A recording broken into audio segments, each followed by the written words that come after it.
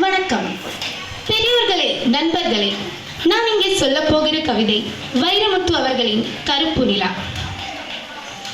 கண்ணகியே தாயே, கருப்பான இரும்பிடையே, பொன்னகை பூவே, புரட்சி துறவியவன் திருட்டு வைத்த காவியமே, திருமகளை தேனுக்குள் போட்டு வைத்த படம் போல உன் தமிழர் கிணிப்பவளே, மாதத்தின் நுழநிலவே, மருமகளே, உன் இனிய பாதத்தில் சின்ன மகன் பாட்டு மலர் தெளிக்கின்றேன்.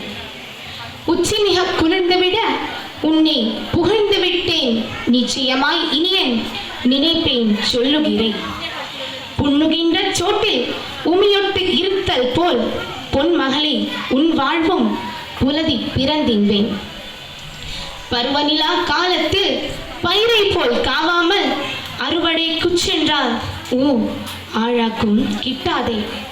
கல்லாகி போனவளே கண்ணகியே, நீ பெற்ற பொல்லாத மகன் ஒருவன் உரும்புவதே கேளுங்கே. கட்டில் சுகம் காணா காளையவன் சிலம்போதே தட்டி கேட்டிருந்தால் கவரை இருப்பானா? பெட்டி பாம்பாக பேசாதிருந்தால்தான் கட்டழகி நீ செய்த கடும் குற்றம் முதற் குற்றம்.